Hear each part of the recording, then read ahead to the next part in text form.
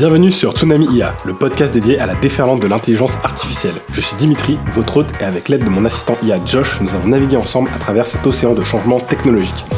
Si vous aussi vous avez le sentiment que l'IA est un changement majeur sur lequel il faut réfléchir et s'informer, ce podcast est fait pour vous. Nous explorons, nous décryptons, et surtout nous essayons de surfer sur cette immense vague de transformation que l'IA apporte à notre société. Durant chaque épisode, nous plongerons dans des sujets d'actualité, nous discuterons, parfois avec des experts, pour vous donner les outils nécessaires pour embrasser cette révolution. Est-ce que vous êtes prêts à plonger avec moi ? Cette semaine, je vous ai préparé une liste d'outils IA disponibles gratuitement, une démo des dernières IA génératives, et on va également parler du piratage des données de millions de Français, de robots humanoïdes et d'avatars de célébrités décédées. Mais sans plus tarder, on va commencer par la section news, car cette semaine, il y a beaucoup de choses à voir. La première news que j'ai pour vous, elle concerne Devin, qui est en fait une IA ingénieur logiciel qui surpasserait pas mal d'IA dans les benchmarks. Donc en fait, on a l'équipe de Scott Wu qui a lancé Devin, donc le dernier ingénieur logiciel IA capable de travailler de manière autonome et en toute collaboration avec des humains. Devin, il excelle dans des tâches complexes, il apprend de nouvelles technologies, il corrige des bugs et il arrive même à contribuer à des projets open source. Sur le benchmark SWE, Devin a résolu 13,86% des problèmes sans assistance, dépassant nettement l'ancien record qui était de 1,96%. Il a été créé par le laboratoire d'IA appliqué Cognition, et Devin, en fait, il vise à révolutionner la façon dont les équipes d'ingénieurs abordent le développement de logiciels. Cognition, ils ont été soutenus par un financement significatif, et ils ont l'expertise de leaders de l'industrie, et ils ouvrent la voie à des avancées significatives dans l'IA capable de raisonnement. Devin est actuellement en accès anticipé pour les entreprises intéressées, avec Cognition cherchant à étendre son équipe pour relever des défis encore plus grands dans l'avenir. Donc effectivement, l'IA, c'est un secteur qui recrute beaucoup en ce moment, et voilà, cette petite assistante, je le trouvais assez intéressant, dans le sens où, si vous allez sur leur site internet, vous pourrez regarder la démo qu'ils proposent. Il est vraiment capable d'avoir des chemins de pensée assez longs. Donc il est capable, par exemple, de tester un code, de voir qu'il y a un problème dans ce code-là, d'implémenter un code qui va l'aider à débugger le code dans lequel il aura identifié un bug, et pour ensuite, derrière, le corriger. Donc on voit vraiment qu'il est capable d'avoir vraiment un cheminement qui passe par plusieurs étapes, et surtout à pas oublier la moitié des choses au passage. Donc c'est là où c'est vraiment, je pense, hyper intéressant. Donc on verra comment ce modèle en particulier pourra évoluer, mais je trouve aussi que ce sera intéressant de voir comment des modèles équivalents dans d'autres domaines pourraient utiliser le même genre de technologie pour avoir ce genre de cheminement où on a une intelligence artificielle qui n'est pas un poisson rouge et qui arrive à comprendre tout un cheminement de pensée et à suivre un étape avec différents processus où elle va procéder étape par étape pour arriver à un but bien défini. Donc ensuite, on a une nouvelle qui concerne un robot humanoïde qui est hyper impressionnant. Donc c'est le 14 mars 2024, la société qui s'appelle Figure a présenté le Figure 01, qui est un robot humanoïde capable de converser et d'exécuter des tâches simultanément. Il intègre une IA générative, en fait il intègre tout simplement l'IA d'OpenAI, ChatGPT 4, et en fait cette collaboration entre OpenAI et Figure a doté le robot d'intelligence visuelle et linguistique, lui permettant de réaliser des actions et de participer à des conversations complètes. Donc dans une démonstration qu'ils ont fait, que je vous mettrai pour ceux qui suivent sur YouTube, Figure 01, il a montré sa capacité à identifier des objets, à répondre à des questions et à planifier des actions comme choisir une pomme pour répondre à une demande de nourriture. Donc dans la démonstration, en fait, la personne lui demande est-ce que tu pourrais me donner de la nourriture, et en fait il identifie sur le plan de travail qu'il a devant lui que la pomme est la seule nourriture qu'il y a devant lui, puisque le reste c'est des objets comme des plats, des assiettes, etc. Et il est même capable derrière, à la fin de la démo, de ranger la vaisselle, donc c'est hyper intéressant.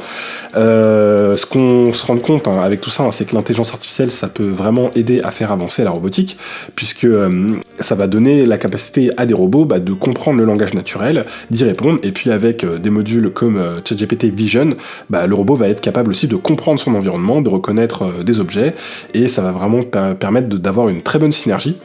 Donc voilà, pour l'instant c'est encore à l'état de démo, il y a des temps de latence qui sont assez important forcément hein, quand il y a des allers-retours qui se font entre le temps de pouvoir déchiffrer la voix, de la comprendre, d'interpréter la commande, puis derrière de faire une action. Forcément, il y a encore des gros temps de latence, mais c'est des choses qui pourront évoluer par la suite. Et puis on verra effectivement aussi l'aspect robotique aussi arrive à prendre de la place de plus en plus.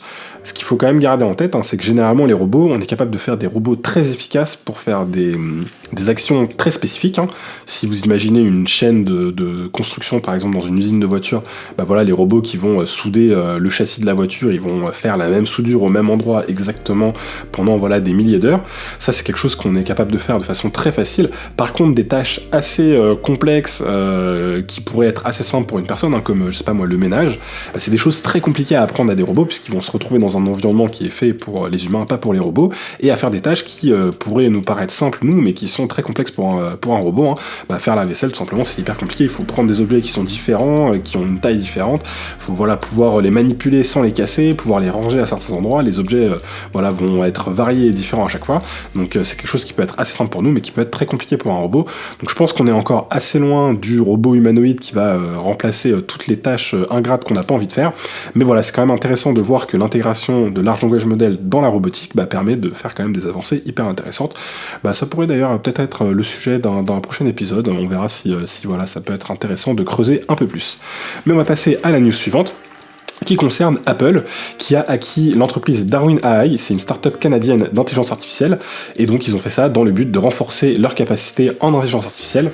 Donc bien que l'acquisition n'ait pas été officiellement annoncée, des sources ont révélé à Bloomberg que cette opération s'aligne sur les objectifs d'Apple d'intégrer l'IA directement sur ses appareils, qui est l'une des spécialités du coup de Darwin AI.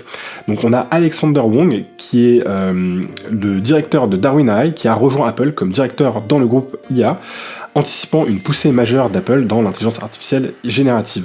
Donc on sait que Apple est en train de travailler sur des projets d'intelligence artificielle. On va sûrement avoir des annonces de leur part en juin durant leur conférence dédiée aux développeurs.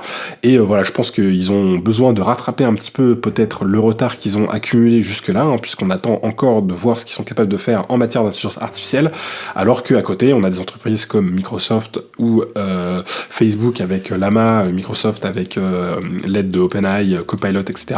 Qui sont vraiment en train d'avancer sur ce sujet-là. Et pour l'instant, Apple, c'est vrai que c'est silence radio, donc on va voir un petit peu comment ils vont pouvoir aussi intégrer tout ça à leur environnement. La prochaine news concerne DeepMind. C'est un truc de fou, hein. Toutes les semaines ils nous sortent quelque chose DeepMind. La semaine dernière, DeepMind, ils nous ont sorti un papier de recherche qui nous expliquait comment ils arrivaient à créer un jeu vidéo à partir d'une image. Et là, c'est aussi quelque chose qui concerne le jeu vidéo. Google DeepMind, ils ont créé une intelligence artificielle qui s'appelle SIMA, pour Scalable Instructable Multi-World Agent, et c'est un modèle d'IA capable de jouer à plusieurs jeux vidéo 3D et d'agir sur des instructions verbales. Donc contrairement aux personnages de jeu traditionnels, Sima, il apprend à partir des vidéos de gameplay humain, sans accès direct au code du jeu, et il est capable de reconnaître des actions et de les intégrer en fait selon les directives des joueurs. Donc cette approche permet à Sima de comprendre et d'exécuter des actions complexes comme ouvrir une porte, en analysant les mouvements à l'écran. Il a été entraîné sur des jeux assez variés comme Assassin's Creed Valheim ou Goat Simulator. Et l'objectif était de vérifier si l'intelligence artificielle pouvait généraliser ses compétences à des jeux non rencontrés durant sa formation. Les résultats montrent une capacité d'adaptation malgré les défis posés par les spécificités uniques de chaque jeu. Les chercheurs de DeepMind aspirent à créer un compagnon de jeu plus naturel, capable de coopérer et de suivre des instructions, contrairement aux compagnons actuels, souvent limités par des scripts rigides. Sima représente un pas en avant vers des agents IA plus flexibles et adaptables, promettant des interactions de jeu enrichies et plus immersives. Alors c'est vrai que l'intelligence artificielle, c'est quelque chose qui a été utilisé pendant de nombreuses années dans les jeux vidéo, donc on appelait déjà ça à l'époque l'intelligence artificielle, hein, contrairement à d'autres domaines où on appelait ça des algorithmes, et puis avec le buzz de l'IA, on s'est mis à appeler les algorithmes des IA. Bon là, c'est vrai que c'est un domaine qui utilise les intelligences artificielles depuis un petit moment, et là, de voir qu'on a de l'avancée sur des recherches qui, à partir de vidéos en fait de joueurs, sont capables de comprendre comment le jeu vidéo fonctionne, et puis derrière de pouvoir jouer à ce jeu vidéo-là. Le but derrière, c'est vraiment de faire de la coopération avec une intelligence artificielle qui pourrait vous aider dans le jeu vidéo, et ça pourrait être des choses qui seraient intégrées à des jeux qui existent déjà, mais aussi qui pourraient être intégrées à des jeux qui ne sont pas encore développés, hein, pour une façon de jouer un petit peu différente. Là, c'était sur plutôt un aspect coopératif, mais on pourrait voir aussi la même chose sur un aspect qui serait plus compétitif. Et ce serait intéressant, je pense, du coup, de voir aussi des intelligences artificielles capables de jouer à des jeux vidéo à des niveaux de compétitifs potentiellement très élevés. DeepMind avait aussi fait une intelligence artificielle capable de jouer à StarCraft, j'ai perdu son nom, mais c'était un modèle dérivé de AlphaGo qui était capable du coup de jouer au jeu de Go, et ils avaient utilisé un modèle un petit peu dérivé pour pouvoir jouer aussi aux jeux vidéo StarCraft à un niveau compétitif très très très élevé, puisque leur IA avait été capable de battre l'un des meilleurs joueurs mondiaux. Donc c'est hyper intéressant de voir qu'il y a des avancées là-dessus. Le jeu vidéo, je pense, c'est un environnement qui est suffisamment fermé et contrôlé pour justement pouvoir faire des avancées assez pertinentes en matière d'intelligence artificielle, et voilà, on verra un petit peu comment tout ça pourra évoluer, mais je pense que ça nous permettra d'avoir des jeux avec des interactions potentiellement plus intéressantes, et puis ces technologies-là pourraient aussi être transposées derrière dans d'autres domaines, puisque ça permet, à partir de vidéos, d'avoir des agents qui sont capables de comprendre un petit peu comment les mécaniques d'un univers créé peuvent fonctionner. Donc on imagine que la même chose sur des vidéos standards pourrait permettre à un modèle de comprendre un petit peu mieux la physique, etc. C'est un petit peu ce que fait le modèle Sora a priori, qui tout simplement en analysant des vidéos arrive à comprendre un petit peu comment notre monde fonctionne. Donc voilà, une news hyper intéressante encore une fois de DeepMind. Ensuite, on va parler de une news qui concerne cette fois-ci la Digital Marilyn, qui est en fait une fonctionnalité qui a été sortie par l'entreprise Soul Machine, qui donc a lancé sa propre version de Marilyn Monroe, mais en version intelligence artificielle. Donc c'est un agent conversationnel qui capture la voix et le style de Marilyn Monroe. Et ce qui est intéressant en fait, c'est que c'est un espèce d'avatar 3D avec lequel on peut directement discuter, un petit peu comme moi ce que je peux faire avec Josh. Donc derrière on a un large language model qui permet de faire toute la partie création de texte, dialogue, etc. Mais on a aussi, ils ont réussi à créer un espèce d'avatar 3D qui a des expressions qui ont l'air d'être humaines, qui peut répondre plus ou moins de façon... on est plutôt dans l'Uncanny Valley actuellement, donc on est plutôt dans la vallée de l'étrange. C'est vrai que quand on regarde, on voit que c'est un petit peu étrange, mais voilà, c'est quand même intéressant. L'avatar est capable de répondre, de communiquer avec nous. J'ai pas pu tester directement l'avatar de Marilyn Monroe, j'ai l'impression qu'il est encore en phase de test ou pas accessible de tout le monde, mais par contre j'ai pu le tester avec l'avatar de Francis Ngannou, donc c'est assez intéressant, c'est un combattant MMA. Et ce qui est intéressant, c'est que l'avatar de Francis Ngannou ne parlait pas français. Alors dans la vraie vie, il parle français, mais en tout cas, cet avatar n'avait pas été entraîné avec un large language model, en tout cas sur la partie génération de la voix, il n'était pas capable de parler avec une voix française, et donc du coup, malheureusement, il n'était pas capable de me répondre en français. Ce qui est un peu étrange, c'est qu'il était capable en fait de répondre avec un accent anglais hyper fort en fait, puisque je pense que dans la façon dont ils ont monté leur avatar, derrière, ils ont sûrement un ChatGPT ou un équivalent qui fait la génération de texte. Ce large language model, il est capable de générer du texte en français, mais derrière, c'est envoyé à un générateur de voix qui a dû cloner tout simplement la voix de Francis Ngannou, un petit peu comme ce que je fais moi avec Eleven Labs, donc c'est peut-être même Eleven Labs qu'ils utilisent, je sais pas exactement, mais en tout cas ce clone de voix, il a été entraîné sur une voix de Francis Ngannou qui ne parle que anglais, et donc du coup il est incapable de parler en français. Donc en tout cas, si vous voulez le tester, n'hésitez pas, vous pourrez pas le tester en français pour l'instant, il faudra lui parler en anglais, ou en tout cas si vous lui parlez en français, lui dire de vous répondre en anglais, sinon il va vous faire un espèce de français avec un accent anglais très très fort, mais c'est intéressant, c'est assez étrange puisqu'on se retrouve à parler à un espèce d'avatar 3D et en même temps on peut lui dire un peu tout et n'importe quoi, donc c'est assez proche de ce que je m'amuse à faire avec Josh jusqu'à aujourd'hui, mais là c'est hyper bien intégré en 3D, donc peut-être que bientôt l'entreprise Soul Machine permettra de créer nos propres avatars. Si c'est le cas, j'hésiterai pas à sauter sur cette technologie pour améliorer Josh et avoir un espèce de Josh 3D qui pourra parler en direct dans le podcast, et puis pourquoi pas le mettre à disposition aussi des auditeurs si vous aussi vous avez envie de discuter avec Josh en dehors du podcast. La prochaine news concerne un chercheur qui s'appelle, on peut appeler ça un peu plus, je sais pas si s'il est vraiment chercheur, mais en tout cas dans le contexte, je trouve que c'est un chercheur qui s'appelle Ishan Anand et qui en fait a réussi à intégrer GPT-2, qui est du coup le précurseur de ChatGPT. Donc là, on a eu deux versions depuis, GPT-3, GPT-4, avec les versions intermédiaires, 3.5, etc. Et donc, il a réussi à intégrer cet ancien modèle GPT-2 qui date de 2019. Dans une feuille de calcul Excel. Donc c'est un projet qu'il a nommé Spreadsheet are all you need, et il vise à expliquer le fonctionnement des modèles de langage des large language models de manière interactive et accessible, même pour les personnes qui ne font pas de développement. Et donc en utilisant son Excel, Anand il a simplifié l'exploration du fonctionnement interne d'un transformateur, c'est l'architecture qui est derrière les large language models. Et cette initiative éducative, elle permet de visualiser les résultats prédictifs des entrées textuelles dans Excel, et ça illustre un petit peu le principe de base de prédiction de texte qu'on a dans un large language model. Il est limité à seulement 10 tokens en entrée, donc 10 tokens ça fait à peu près 5-6 mots, hein. Mais voilà, c'est hyper intéressant, il est disponible sur GitHub. Ça vous permet, si vous voulez regarder un petit peu, de tester comment tout ça fonctionne, de voir aussi comment le large language model il pondère tous ces paramètres, hein, pour pouvoir justement générer derrière du texte. Donc voilà, c'est une façon aussi de se rendre compte des évolutions qu'on est capable de faire et de se rendre compte qu'un modèle qui tournait sur des machines, je pense, un peu plus puissantes en 2019, aujourd'hui, il y a des personnes qui sont capables de le faire tourner sur Excel. Donc imaginez, dans quelques années, un modèle comme GPT-4, hein, on sera très probablement capable de le faire tourner sur des beaucoup plus petites infrastructures, et voilà, et de voir un petit peu comment tout ça fonctionne.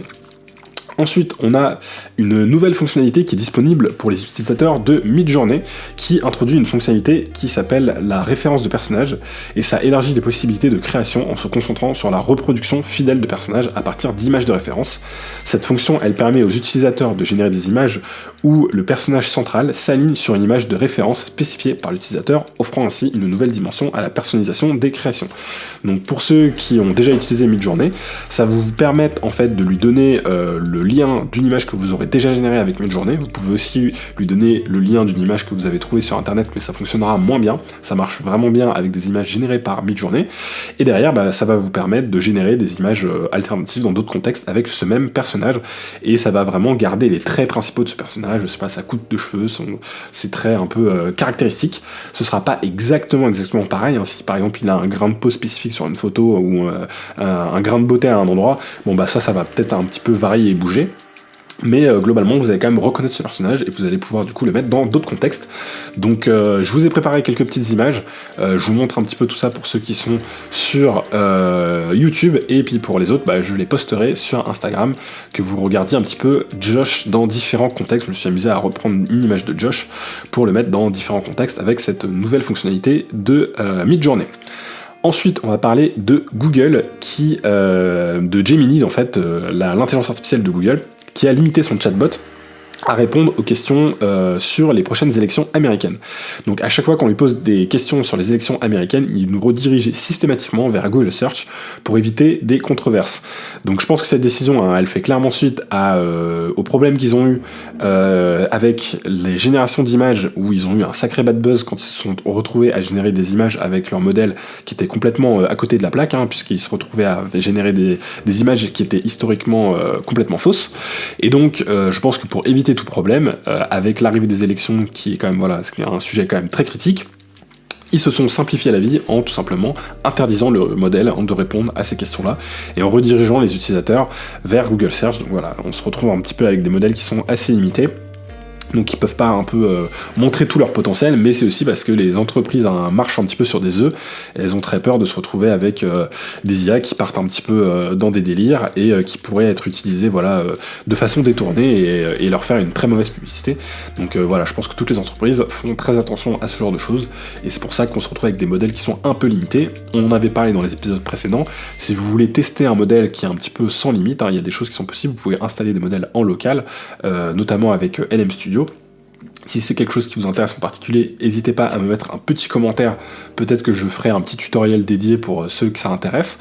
En tout cas, c'est des choses qui sont aujourd'hui comme ça, hein. Tous les modèles, hein, que ce soit Gemini, Claude ou ChatGPT, ils vont être limités par les développeurs, hein, pour éviter que ces modèles se retrouvent à faire des hallucinations ou tout simplement à parler de sujets un petit peu chauds comme les élections. Donc à ne pas oublier, hein, les chatbots auxquels on a accès sont quand même assez contraints et ils ne reflètent pas forcément tout ce qu'on est capable de faire avec un large language model aujourd'hui. La prochaine news concerne cette fois-ci une nouvelle en France avec le comité interministériel de l'intelligence artificielle générative, et qui a remis son rapport à l'Elysée. Son rapport propose des mesures pour booster l'IA en France. Les recommandations incluent la formation spécialisée, l'investissement dans les infrastructures et l'attention à la souveraineté numérique et l'impact écologique. Il a été initié par Elisabeth Borne. Le comité regroupe des experts tels que Yann Lequin et Cédric O. Et suite au plan IA de 2018, la France renforce son engagement dans l'IA avec un focus sur la technologie générative, marquant une nouvelle étape vers vers l'innovation et la compétitivité dans le domaine. Donc voilà, intéressant de voir que le gouvernement français suit quand même tous les sujets liés à l'IA de plutôt près, et voilà, qu'il y a des initiatives de leur part pour que ce soit un sujet qui se développe correctement dans le pays.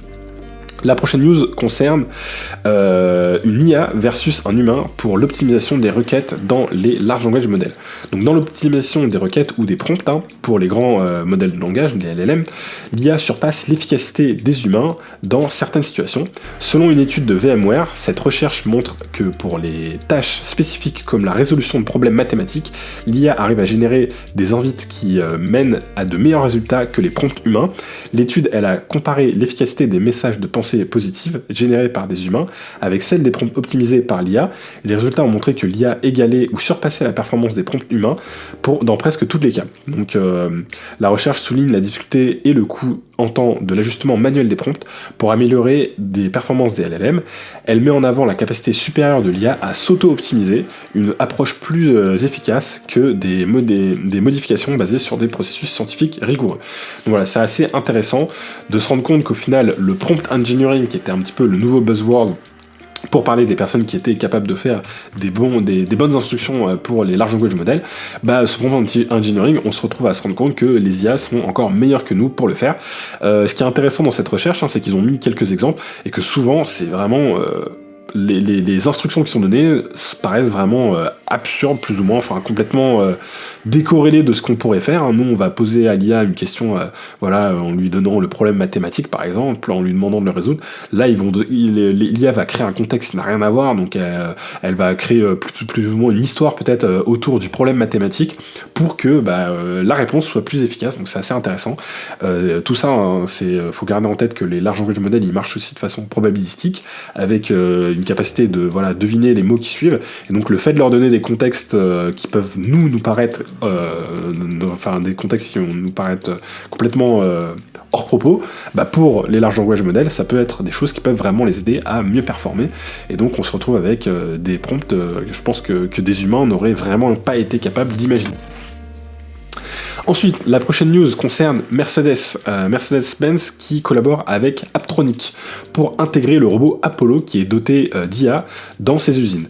Donc le robot Apollo, c'est un robot qui mesure 1m75, qui pèse 72 kg et qui peut soulever jusqu'à 25 kg, et il vise en fait à automatiser des tâches répétitives et exigeantes physiquement dans les usines. Donc voilà, c'est un partenariat qui marque une avancée significative vers l'automatisation dans l'industrie automobile. Donc il y a déjà énormément d'automatisation et de robots dans l'industrie automobile, mais c'est intéressant de voir qu'il y a d'autres robots qui s'ajoutent à tout ça, et des robots qui sont un peu plus humanoïdes, donc vous pourrez regarder un petit peu sur internet à quoi il ressemble, et c'est vrai que c'est un robot qui ressemble un petit peu plus à un humain, qui pourra, j'imagine, déplacer des objets ou autres dans l'usine. Donc la robotique avance aussi très rapidement en parallèle de l'IA. La prochaine news concerne Microsoft France plus précisément, qui a dévoilé son programme Avulia. C'est une initiative majeure visant à encourager l'utilisation étendue de l'intelligence artificielle parmi la population et les entreprises françaises. Cette annonce arrive dans un contexte où l'IA gagne rapidement du terrain dans le quotidien des Français, avec des statistiques révélatrices sur son adoption et sa perception positive. 73% des Français utilisent l'IA au moins occasionnellement, 51% des travailleurs sont optimistes quant à l'impact positif de l'IA sur leur vie, et un sentiment encore plus prononcé d'ailleurs se montre chez les jeunes, avec chez les jeunes de moins de 35 ans, 67% des personnes qui du coup trouvaient que l'intelligence artificielle pourrait avoir un impact positif sur leur vie professionnelle. Donc on a une majorité aussi des jeunes adultes qui voient l'IA comme une technologie accessible, avec 75% des 18-24 ans qui estiment qu'elle ne nécessite pas de compétences avancées en informatique.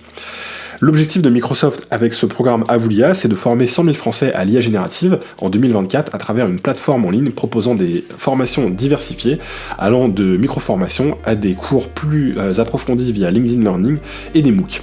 Microsoft France ambitionne également d'accélérer l'adoption de l'IA au sein des petites et moyennes entreprises par des actions ciblées et des programmes d'accompagnement régionaux. Un effort particulier a été fait également pour encourager l'immersion des femmes dans les métiers de l'IA et du numérique, visant à former 175 femmes à travers des ateliers de formation dédiés. Donc voilà, intéressant de voir que Microsoft aussi, France, essaye de pousser aussi l'intelligence artificielle. De toute façon, je pense que c'est la politique mondiale de Microsoft, puisque ils sont aussi aujourd'hui leaders un petit peu dans le domaine avec leur partenariat avec OpenAI et aussi avec leur outil Copilot, qui est vraiment un outil assez bien intégré, qui intègre l'intelligence artificielle dans leur suite Office. On a une news ensuite qui concerne Cerebras, Cerebras Systems, qui a introduit sa puce WSE3, qui est une avancée majeure. Cette puce, en fait, elle est dotée de 4000 milliards de transistors, ciblant l'amélioration drastique des performances en intelligence artificielle. Elle a été gravée en 5 nanomètres et elle équipe le système CS3, promettant de révolutionner l'entraînement de modèles d'IA avec une capacité de 125 pétaflops. Donc elle a une capacité élevée, elle pourrait supporter l'entraînement d'un modèle comme ChatGPT, qui pourrait être même 10 fois plus grand que ChatGPT. Elle pourrait aussi réduire significativement la complexité du codage pour l'entraînement des modèles d'IA, puisque aujourd'hui les modèles sont entraînés sur des processeurs graphiques, et les processeurs graphiques sont capables de faire plein de choses, notamment l'entraînement d'IA, mais pas que, ils sont capables de faire énormément de choses. Et donc là, c'est une puce qui est vraiment qui se concentre uniquement sur l'aspect intelligence artificielle, et comme on en avait un petit peu discuté avec l'entreprise Grok, qui fait un petit peu la même chose, le fait de faire des processeurs dédiés uniquement à l'intelligence artificielle, ça permet de faire des processeurs bien plus puissants et plus efficaces, et donc ça va permettre de faire des supercalculateurs plus optimisés. Donc le système CS3, il va jouer d'ailleurs un rôle clé dans le supercalculateur Condor Galaxy 3, qui est développé en partenariat avec l'entreprise G42, entreprise ciblée située à Abu Dhabi, et qui vise à atteindre 8 exaflops de performance dans l'intelligence artificielle. Ensuite, on a une news, on revient en France avec une news du comité interministériel sur l'intelligence artificielle, qui a présenté ses recommandations pour positionner le pays en tête de l'innovation de l'IA. Malgré une crainte de destruction d'emplois, le comité indique que l'IA est plutôt génératrice d'emplois, automatisant seulement 5% des postes actuels. Donc il vise à faire de la formation avec un programme pour former annuellement entre 50 000 et 60 000 spécialistes de l'IA, à faire de l'investissement en encourageant les investissements dans l'innovation et en augmentant le financement des startups. Ils veulent aussi augmenter les capacités de calcul national pour soutenir le développement de l'IA, s'assurer un accès équilibré aux bases de données tout en protégeant la vie privée, et alléger les contraintes administratives pour les chercheurs dans l'intelligence artificielle. La France aspire à influencer la création d'une instance internationale pour la gouvernance de l'IA. Ces mesures, elles visent à favoriser une adoption rapide de l'IA dans le secteur public et privé, avec un impact positif estimé entre 250 000 et 400 milliards d'euros sur le PIB d'ici 2030 ou 2035. La France s'engage également à jouer un rôle clé dans la gouvernance mondiale de l'intelligence artificielle. Et justement, en parlant de ça, on a l'IA Act, qui a été voté le 13 mars par le Parlement européen, et c'est une étape décisive, puisque cette législation pionnière qui vise à encadrer les systèmes d'intelligence artificielle à l'échelle de l'Union européenne a été votée avec 523 votes favorables. Cette loi est saluée comme les premières règles contraignantes et complètes au monde pour une IA fiable par Thierry Breton, commissaire européen en charge du dossier. Et les clés de la législation, c'est qu'il y a une approche déjà à deux niveaux, des obligations de transparence pour les IA d'usage général et des exigences plus strictes pour les IA haut risque, comme dans le secteur des infrastructures critiques et de l'éducation. Une interdiction, une prohibition des systèmes de notation citoyenne et des surveillances de masse avec des exemptions limitées par les forces de l'ordre. Pour les forces de l'ordre, et ensuite une création d'un office européen de l'IA capable d'infliger des amendes allant jusqu'à 35 millions d'euros. Donc alors que le cadre législatif est accueilli comme un progrès historique par certains, le secteur technologique exprime des réserves, craignant que les nouvelles règles n'entravent l'innovation. Par ailleurs, la France a montré une certaine réticence, redoutant un impact négatif sur le développement des champions européens dans le domaine de l'IA. Donc oui, on a vu dans les news précédentes que la France a plutôt envie de pousser l'intelligence artificielle, et cette législation européenne pourrait aller plus ou moins contre, mais bon, on verra. Moi, je trouve que pour l'instant, elle va pas non plus très très loin, donc je suis pas certain qu'elle soit extrêmement contraignante, mais c'est vrai que c'est à garder en tête, si on rajoute des législations très contraignantes, comparé à d'autres pays comme les États-Unis qui n'appliquent pas encore ces législations, on pourrait prendre effectivement du retard en Europe et en France, ce qui nous empêcherait de créer potentiellement des concurrents qui seraient capables de concurrencer les IA aux États-Unis. Alors que pour l'instant on a quand même des sujets assez intéressants, notamment avec Mistral AI, dont on a déjà parlé dans les épisodes précédents. Et enfin, on a une dernière news qui concerne Air France qui adopte l'IA générative de Salesforce pour renforcer son service client. Cette collaboration vise à améliorer l'accompagnement des passagers et soutenir les conseillers face aux demandes complexes avec l'outil Einstein 1. Air France KLM entend centraliser les données pour offrir une expérience client améliorée, répondant efficacement aux questions fréquentes telles que les modifications de vol ou les politiques de bagages. Cette initiative s'inscrit dans une démarche plus large d'optimisation du service à la clientèle, exploitant le potentiel de l'IA pour enrichir l'expérience des voyageurs. Donc voilà, là on parle de Air France, mais il faut savoir que là en ce moment il y a un gros mouvement de pas mal de sociétés qui sont en train d'essayer d'intégrer de plus en plus l'intelligence artificielle pour leur service après-vente. Je pense que ça fait sens, surtout pour des questions qui peuvent être potentiellement assez simples à répondre. Ça permet aux personnes de s'exprimer dans un langage plus naturel. Ça évite d'avoir un chatbot un peu mécanique qui vous renvoie vers une FAQ qui est souvent un peu incompréhensible. Là, ça permettrait de formuler vos questions de façon assez simple sur un chat. Ça peut être aussi des choses qui pourraient s'intégrer petit à petit sur un format vocal. C'est des choses qui pourraient être envisageables dans un centre d'appel, par exemple. La technologie le permet en tout cas. Donc c'est intéressant de voir aussi que les entreprises vont améliorer petit à petit leur service après-vente avec ces intelligences artificielles et que peut-être que justement leurs équipes de SAV pourront se concentrer sur les problèmes plus compliqués, sur les clients qui ont un problème plus complexe, et réduire aussi les temps d'attente quand on appelle un petit peu son SAV pour poser des questions un peu basiques. Donc voilà, c'était tout pour les news de la semaine. On va passer tout de suite maintenant à mon utilisation de l'IA de la semaine. Donc cette semaine, je vous ai préparé une petite liste d'intelligence artificielle qui sont disponibles gratuitement, ou en tout cas partiellement gratuitement, avec des versions d'essai où vous pouvez, avec un compte, tester déjà un petit peu ce qui est possible. Ça va vous permettre de voir un petit peu ce que l'environnement, l'écosystème intelligence artificielle propose aujourd'hui. Et puis je verrai si je peux réussir à vous trouver de nouvelles intelligences artificielles la semaine prochaine ou dans les épisodes suivants.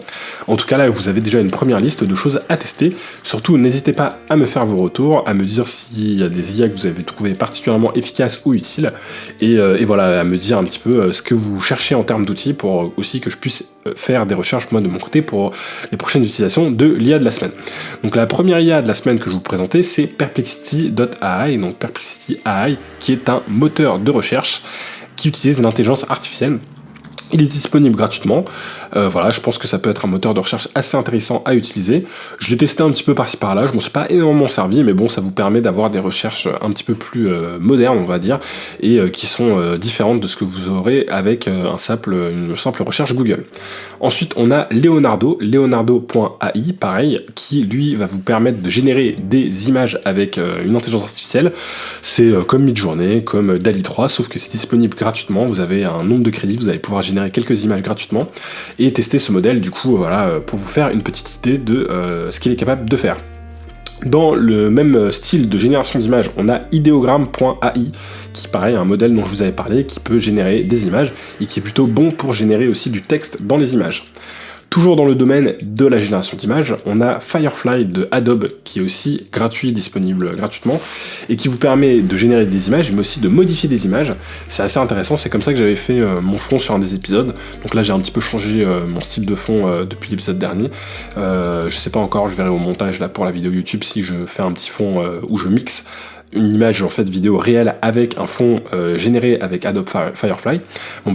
Adobe Firefly il est disponible gratuitement pour l'instant. Je pense que ce sera pas le cas éternellement. En tout cas pour l'instant vous n'avez pas besoin d'un abonnement Adobe Premium pour pouvoir y accéder, donc n'hésitez pas à le tester. Ça va vous permettre aussi d'agrandir des images. Je trouve que c'est là où il est très très bon. Donc vous prenez par exemple une photo en portrait, vous voulez la mettre au format 16:9, vous allez pouvoir élargir le cadre de la photo, il va pouvoir générer tout ce qui est autour. Ça marche super bien, c'est hyper impressionnant. J'ai pu modifier pas mal de photos comme ça avec ce modèle. Ensuite, on va passer à la partie vidéo avec Pika.art qui va vous permettre de générer une vingtaine de petites vidéos de 3-4 secondes. Vous lui donnez une image et puis il va vous générer une vidéo animée à partir de cette image, ou sinon vous lui donnez un texte directement, il va vous générer une vidéo à partir de ce texte. Vous allez pouvoir générer, je crois, une vingtaine de clips gratuitement. C'est intéressant, il n'est pas non plus hyper impressionnant. Je trouve que il y a encore pas mal de défauts, surtout si vous lui demandez de créer l'image du début à la fin. Ils sont capables de générer la partie son aussi, audio maintenant. Alors je sais pas si c'est disponible dans la version gratuite ou pas. J'ai pas testé jusque là, mais intéressant de tester ce modèle-là si vous voulez générer des petits clips vidéo. Dans le même style, on a le modèle Runaway qui est disponible donc sur le site Runaway ml.com. Tous les liens, je vous les mettrai, parce que sinon ça va être un peu compliqué, je vais devoir vous épeler à chaque fois les liens de chaque site, donc je vous les mettrai en description. Runaway, il permet de générer de la vidéo. Je trouve que lui, pour le coup, il est un peu plus qualitatif. Si vous suivez le podcast sur la vidéo YouTube, le petit encart que j'ai mis en haut dans le coin avec Josh, c'est quelque chose que j'ai généré avec Runaway. Pareil, vous allez avoir le droit à une vingtaine de clips, de 3-4 secondes à chaque fois. Ce qui est intéressant avec Runaway, c'est que vous pouvez sélectionner une zone et animer uniquement cette zone. Donc vous pouvez le faire avec plusieurs zones, plusieurs calques de zones. Donc ça va vous permettre par exemple de faire bouger de la fumée, de faire des choses un petit peu assez intéressantes comme ça. La semaine dernière, on en avait parlé d'ailleurs, c'est avec Runaway que Madonna va animer certaines parties de son concert. C'était une des news qu'on avait eues la semaine dernière. Donc celui-là, pour le coup, je trouve qu'il est plutôt pas mal, assez qualitatif. Si vous lui donnez des images qui ont été générées avec Midjourney, par exemple, vous allez réussir à avoir un rendu qui est assez bon. Et d'ailleurs, si vous cherchez un petit peu sur YouTube, vous allez pouvoir voir qu'il y a des courts-métrages qui ont été générés avec Runaway, avec des résultats qui peuvent être des fois vraiment assez impressionnants. Quand les personnes ont beaucoup bossé et ont sélectionné les meilleurs éléments de Runaway, on peut arriver à des résultats qui sont assez cool. Ensuite, on va parler de Tascade. Tascade, plutôt Tascade, qui va vous permettre en fait de générer des tâches, en fait, des workflows. Donc vous pouvez lui demander une instruction, par exemple comment on peut faire une vidéo YouTube, il va vous dire vous faites le script, vous faites le tournage, vous faites le montage, etc. Il va vous permettre de faire une espèce de cartographie de comment vous organisez. Donc il est assez intéressant. Je vous montrerai aussi quelques petites images d'à quoi ça ressemble pour vous donner une idée pour ceux qui sont sur YouTube. Ce qui est intéressant, c'est que ça va vraiment vous permettre de créer un espèce de diagramme avec des étapes différentes, séparer un petit peu les tâches. Je pense que dans un contexte professionnel, ça peut pas mal vous aider. Donc n'hésitez pas à aller faire un petit tour sur tascade.com pour aller le tester et me dire ce que vous en pensez. La prochaine, elle s'appelle beacon.ai. Beacon.ai, ça va vous permettre de faire une espèce de page qui regroupe tous les liens vers vos différents réseaux sociaux. Donc ça va vous faire un lien unique, et quand on clique sur ce lien unique, ça peut renvoyer vers vos différents réseaux sociaux, Facebook, Instagram, Twitter, X, etc. Et ça peut aussi renvoyer vers le site. Voilà, c'est disponible pareil gratuitement. Vous avez des fonctionnalités étendues qui elles sont payantes, mais avec la version gratuite de base, vous pouvez déjà faire pas mal de choses. Donc à tester pour ceux qui sont sur le réseau, qui font du contenu en ligne. Je verrai si j'arrive à l'intégrer sur Instagram cette semaine pour la page du podcast. Ça pourrait être pas mal, comme ça peut vous renvoyer aussi vers la chaîne YouTube, entre autres.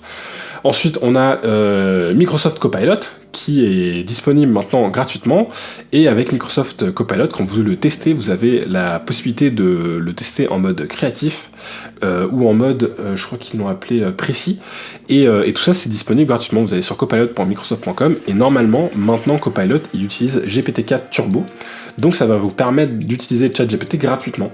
Donc à tester, je l'ai testé un tout petit peu, donc c'est le genre d'IA qu'il faut tester pas mal de temps pour vraiment se rendre compte de sa puissance ou pas, mais a priori avec Copilot, là aujourd'hui vous avez accès à un ChatGPT gratuit, donc à voir s'il a vraiment le même niveau que ce qui est capable de faire le ChatGPT payant, mais voilà, intéressant de voir que Microsoft est en train d'essayer de vraiment pousser un maximum Copilot. En fait là on est un peu dans une étape où tout le monde est en train d'essayer de tirer la couverture de son côté, et c'est pour ça qu'on se retrouve avec beaucoup d'outils gratuits, parce que toutes ces entreprises elles sont déficitaires, elles font pas d'argent avec leurs solutions, mais elles essaient de prendre des parts de marché suffisamment grosses pour pouvoir après être les leaders et pour que les concurrents en fait disparaissent petit à petit. Donc voilà, intéressant de voir que Microsoft rend cet accès à GPT-4 gratuit. Toujours dans le domaine des large langages modèles, on a le chat de Mistral, qui est la version chat de Mistral, qui utilise normalement le modèle 8X7B, qui est plutôt assez capable, et qui est surtout très bon aussi dans diverses langues, notamment en français. Donc ça c'est disponible sur le site de Mistral. Toujours dans la partie large language model, on a le Hugging Chat qui est disponible sur le site Hugging Face, qui vous permet de basculer entre plusieurs modèles open source, par exemple Llama 2, aussi le modèle de Mistral, et d'autres versions d'ailleurs de ce modèle-là, qui est disponible gratuitement. Ce qui est intéressant, c'est que vous pouvez basculer sur plusieurs modèles de large language model, comme ça vous pouvez tester un petit peu différentes versions, et pareil, disponible gratuitement pour l'instant. Ensuite, on a le modèle Suno AI qui vous permet de générer de la musique. Donc Suno AI, je vous l'avais déjà testé dans un épisode précédent pour vous montrer un petit peu comment on pouvait générer des musiques, c'est assez sympa. Et donc là, pareil, avec un compte, vous pouvez générer une vingtaine de musiques gratuitement, je pense. En plus, c'est quelque chose qui se renouvelle tous les jours, donc pareil, à tester si vous voulez générer de la musique, sachant que maintenant, il peut générer de la musique instrumentale uniquement. Donc si vous voulez juste générer des musiques pour faire un petit peu votre fond audio, vous allez pouvoir le faire avec Suno AI. Et aussi, pour ceux qui veulent passer à la version payante, j'ai vraiment voulu faire le test parce que je voulais voir ce que ça donne, donc j'ai pris la version payante. Il y a une nouvelle version qui est capable de faire des chansons plus qualitatives que les anciennes versions. Et justement, je vais vous faire écouter un petit peu ça avant de passer ensuite à la section du sujet de la semaine. Je vais vous faire écouter ma petite version de Suno AI. Mais juste avant ça, pour conclure avec mes utilisations de l'IA de la semaine, j'ai deux IA que j'ai vraiment envie de tester.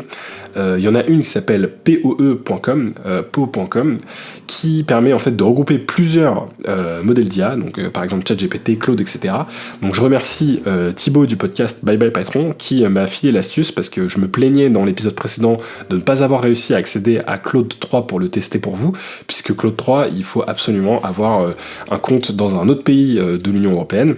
Et donc avec un numéro pourtant américain, j'arrivais pas à faire ma validation de compte et j'ai pas réussi à créer un compte sur le site de Claude et j'ai pas du coup pu tester cette version là.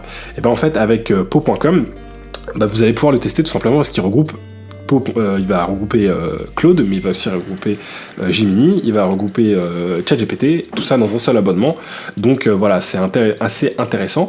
Et il y a un autre modèle un peu similaire qui s'appelle OmniGPT, que j'ai pas encore testé aussi, qui fonctionne sur le même principe, qui va vous permettre d'accéder à plusieurs modèles. Donc je vais pas tester lequel est le meilleur, je verrai si j'en trouve d'autres, je vous ferai un petit retour la semaine prochaine, mais c'est vrai que c'est assez intéressant, puisque je disais qu'un des défauts qu'on a aujourd'hui avec les large language models, c'est qu'on se retrouve à payer l'abonnement pour ChatGPT, l'abonnement pour Microsoft Copilot, peut-être pour Claude, pour Gemini, etc. Et à la fin, ça commence à faire assez cher, donc c'est intéressant de voir qu'il y a des sociétés qui se sont mis à regrouper tout ça. Donc on verra si c'est un modèle économique qui tient aussi pour elle, mais en tout cas pour l'instant ça nous permet d'avoir une bonne alternative pour pas se retrouver à payer trop cher en accumulant tous les abonnements. Donc voilà, c'était tout pour mon utilisation de l'IA de ma semaine, et avant de passer au sujet de la semaine, je vous laisse avec une petite transition musicale avec la dernière version d'une chanson qui a été créée du coup par Suno AI, sachant que les instructions que j'ai données pour créer la chanson étaient vraiment minimes. Je lui ai demandé une chanson pop sur Tsunamia, un podcast tech sur l'intelligence artificielle. Donc, c'est des instructions qui n'étaient pas très longues, et avec ça, il nous a fait cette petite chanson. Dans un monde connecté, l'intelligence artificielle, dans le vent du changement, dans chaque nouvelle merveille. La chanson est comme un tsunami qui déferle, un podcast tech, une chanson pop en verve. L'intelligence artificielle, elle est partout, elle nous apprend, elle nous aide, elle renverse les tabous dans nos esprits, les idées tourbillonnent, s'agitent en foule.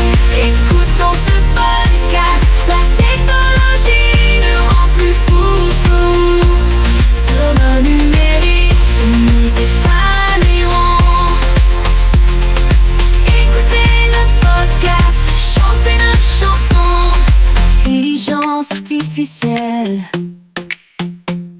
c'est notre passion.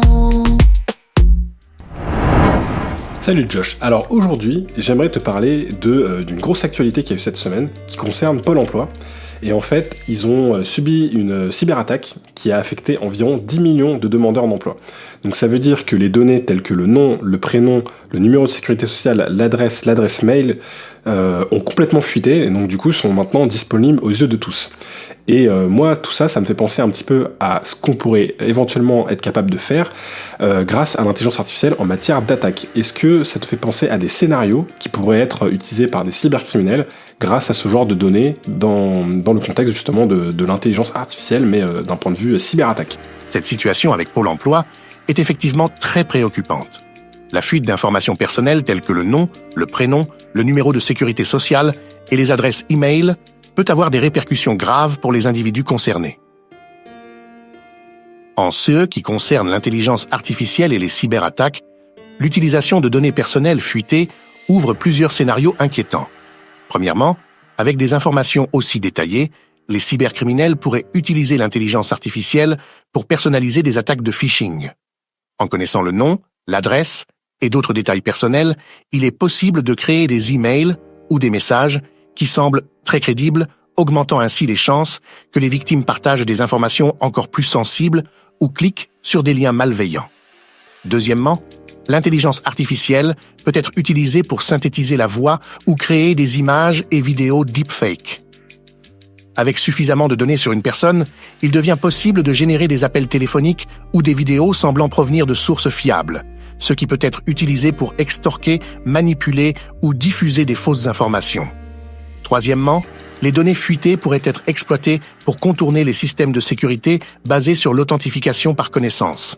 Par exemple, les questions de sécurité. En connaissant les réponses à des questions personnelles, un attaquant pourrait potentiellement accéder à des comptes protégés. Alors ouais, c'est un super bon point ce que Josh est en train de nous dire. Donc premièrement, c'est vrai qu'avec ces informations détaillées, la première chose à laquelle on pense, ça va être du phishing. Donc le phishing, il peut être par mail, mais il peut maintenant aussi se faire, comme Josh nous l'expliquait, avec de la voix et des deepfakes. Donc imaginez avoir quelqu'un qui vous appelle, qui se fait passer pour une autre personne que vous connaissez potentiellement, qui va vous donner des informations clés. Imaginez que la personne a copié la voix de votre banquier ou de votre conseiller, et qui va vous donner des informations clés, votre nom, votre date de naissance, etc., ce qui va lui donner de la crédibilité. C'est des choses qui vont permettre à des attaquants de monter des attaques très élaborées. On a vu qu'il y a eu une arnaque qui a été faite à Hong Kong, c'était il y a quelques semaines, où il y a eu une société qui s'est fait voler plusieurs millions avec des attaquants qui avaient fait une fausse réunion qui impliquait plusieurs personnes de l'entreprise avec des deepfakes et qui ont du coup poussé une personne à faire un virement vers un compte qui était frauduleux. Bon voilà, ça c'est des attaques que je pense on va voir de plus en plus et qui vont aussi être possibles à plus petite échelle. Là, ça concerne des grosses entreprises et des millions, mais bientôt, c'est des attaques qui vont aussi pouvoir potentiellement toucher des particuliers. Donc, il va vraiment falloir faire très très attention face à ce genre d'attaque. Un des systèmes qu'il va falloir absolument éviter et retirer, et le problème, c'est qu'il est encore vraiment d'actualité, c'est ce que Josh nous disait, c'est les systèmes qui permettent d'authentifier une personne avec des connaissances qu'on a sur la personne. Donc, peut-être que vous avez déjà appelé votre mutuelle ou, je sais pas moi, votre fournisseur d'accès Internet ou autre, et quand vous avez appelé la personne, il vous a dit attendez, il faut juste que je vérifie des informations avant de répondre à vos questions, et il va vous demander votre adresse email, votre nom, prénom, votre date de naissance par exemple, pour être sûr qu'il s'adresse bien à vous et pas à une autre personne qui aurait essayé de falsifier votre compte. Et ça, le problème, c'est que ça ne va pas du tout marcher si on se retrouve avec des données qui sont disponibles sur internet via ces fuites de données. Ça va être très facile pour quelqu'un d'appeler, de dire oui, je m'appelle Monsieur Dupont, mon numéro de sécurité sociale c'est le suivant, je suis né à telle date, à tel endroit, et donc du coup de se faire passer pour la personne. Et on peut faire des choses hyper évoluées avec ça. On a déjà vu des attaques par exemple sur des journalistes qui se faisaient, où en fait la personne se faisait passer pour le journaliste. Vu que c'était un journaliste un petit peu connu, c'était assez simple de retrouver son nom, son prénom, son adresse, sa date de naissance, et avec ces informations là, la personne en fait demandait à l'opérateur téléphonique de modifier la ligne, et elle réouvrait une autre ligne chez un autre opérateur en faisant la portabilité du numéro. Et du coup, en réouvrant cette nouvelle ligne, en se faisant livrer la nouvelle carte SIM à son adresse, et pas à l'adresse du journaliste, elle était capable de récupérer le contrôle du numéro de téléphone. Le problème, c'est qu'avec un numéro de téléphone, on est capable de s'authentifier dans pas mal d'endroits, et on peut demander une authentification avec le numéro de téléphone et avec un code qu'on reçoit par SMS. Et en fait, du jour au lendemain, le journaliste s'est dit « Tiens, c'est bizarre, j'ai plus de réseau sur mon téléphone ». Et en fait, c'est parce que les attaquants avaient récupéré le contrôle de son téléphone via ce système, en appelant l'opérateur. Et donc, avec ça, ils étaient capables de récupérer les SMS et donc du coup de s'authentifier sur les comptes de ce journaliste, et ils avaient réussi à supprimer notamment tous ses comptes sur les réseaux sociaux, son compte Twitter, etc. Donc voilà, ça peut avoir un impact très très très négatif. Et effectivement, ce système d'authentification par la connaissance, c'est quelque chose à vraiment supprimer, puisque c'est quelque chose qui est vraiment complètement obsolète. Donc maintenant, quelque chose que je voudrais voir avec toi, Josh, c'est que dans ces nouvelles, il y a une autre news qui était assez intéressante, c'est qu'il y avait eu une cyberattaque en début d'année qui avait concerné 33 millions de Français. C'était une cyberattaque sur Viamedis et Almeris, qui étaient deux mutuelles. Et donc si on prend cette attaque plus l'attaque de Pôle emploi, on se retrouve avec les données de quasiment la moitié des Français qui peuvent être dans la nature. Est-ce que ça ne crée pas un nouveau risque que l'intelligence artificielle pourrait exploiter ? Qu'est-ce que tu en penses ? L'ampleur combinée de ces deux cyberattaques, touchant Viamedi et Almeris, ainsi que Pôle emploi et potentiellement exposant les données personnelles de près de la moitié de la population française, soulève effectivement des inquiétudes majeures en termes de sécurité et de vie privée. Cela crée un paysage de risques que l'intelligence artificielle pourrait malheureusement exploiter de plusieurs manières. Premièrement, l'accès à un volume aussi massif de données personnelles offre une base de données riche pour entraîner des algorithmes d'intelligence artificielle spécialisés dans le profilage et le ciblage. Ces algorithmes pourraient être utilisés pour des campagnes de phishing encore plus sophistiquées où les messages sont hautement personnalisés pour chaque victime, augmentant considérablement leur efficacité. Deuxièmement, cela pourrait faciliter la création de réseaux de fausses identités. Avec autant de données à disposition, il devient plus facile pour les IA de générer des identités crédibles, complètes avec historique et documents falsifiés, pouvant être utilisés pour frauder des systèmes financiers, des services en ligne, ou même pour créer de faux profils sur des réseaux sociaux pour des campagnes de désinformation. Troisièmement, cette masse de données personnelles pourrait être exploitée pour développer des attaques ciblées contre des individus spécifiques, des entreprises ou des institutions. L'intelligence artificielle peut aider à analyser ces données pour identifier des cibles vulnérables ou de grande valeur, optimisant les efforts des attaquants pour un impact maximal avec un minimum d'efforts. Donc voilà, effectivement, comme nous dit Josh, ça permettrait à une intelligence artificielle de faire des attaques assez variées et diverses. Et moi, je veux même un peu pousser encore plus loin. Je me dis, si l'intelligence artificielle elle a accès à 40 millions, admettons, d'identités de Français, donc avec leur nom, leur prénom, leur adresse email, date de naissance, on peut faire énormément de choses en matière de recherche de données. Donc par exemple, si on se met à chercher toutes les personnes qui ont un certain âge, on imagine des attaquants qui se disent bah tiens, on va essayer d'attaquer des personnes qui sont vulnérables. Ils vont cibler des personnes qui sont par exemple à la retraite. Bah, ça va leur permettre de savoir que ces personnes-là, en moyenne, bah, elles ont peut-être moins de connaissances sur l'outil informatique. C'est des personnes qui vont peut-être aussi avoir plus de finances, et donc du coup, elles vont pouvoir essayer d'attaquer en particulier ces personnes-là. Elles vont peut-être aussi pouvoir recouper des informations. Si on se rend compte qu'à la même adresse, il y a plusieurs noms, on va pouvoir comprendre qui est le voisin de qui, par exemple, et donc du coup, se faire passer peut-être pour l'un des voisins.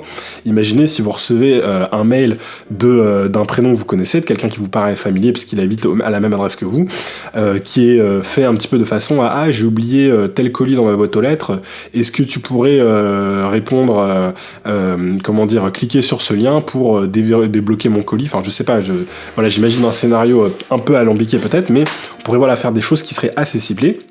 Parce que c'est vrai que le fait de recouper sur tant de comptes, ça nous permet de vraiment cartographier quasiment la population française. Vous imaginez, si vous avez les adresses de 40 millions de personnes, ça vous permet de faire des statistiques qui peuvent être énormes. Ça peut aussi vous permettre d'identifier des personnes de la même famille. Si elles ont le même nom de famille, sur des noms qui sont peut-être peu communs, vous allez peut-être pouvoir vous rendre compte que là, tiens, c'est marrant, ils ont le même nom de famille, ils sont peut-être à la même adresse, on peut refaire des liens. Derrière, on peut imaginer une attaque. Si vous vous rendez compte que dans la même famille, il y a une personne qui est un peu âgée, il y a aussi un enfant ou peut-être des petits-enfants qui ont le même nom, qu'est-ce qui se passe si vous créez un deepfake, quelqu'un qui appelle, ou même sans même deepfake, qui explique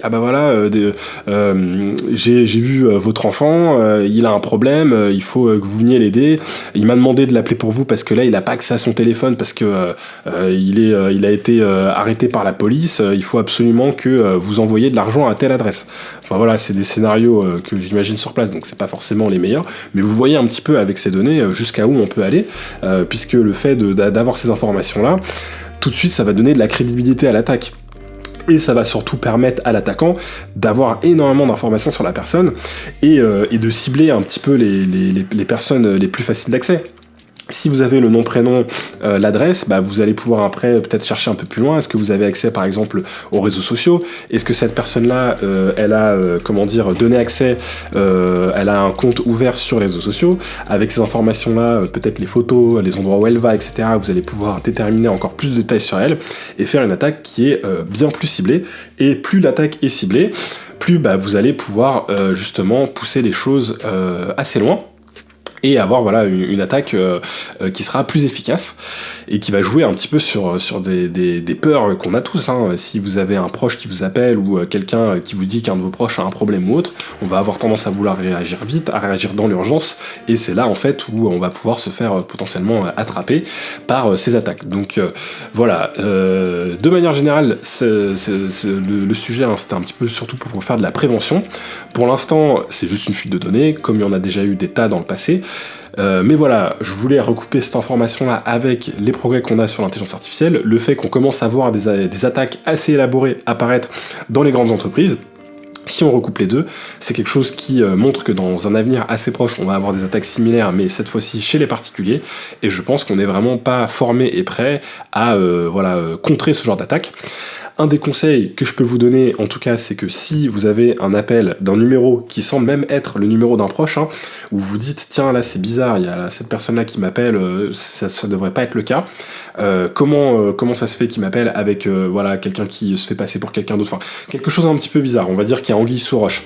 Vous avez un appel, un mail ou quelque chose où vous dites tiens c'est un peu étrange, n'hésitez pas à rappeler la personne. Le fait de la rappeler, ça va vous permettre potentiellement d'identifier si voilà il y a une personne qui a eu accès à son téléphone ou pas.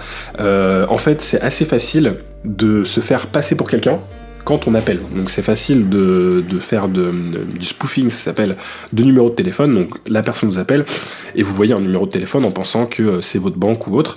Dans ce sens-là, ça peut se faire. Par contre, si vous rappelez votre banque, là, réussir à modifier votre appel pour que l'appel appelle l'attaquant et pas votre banque, ça c'est très très difficile à faire.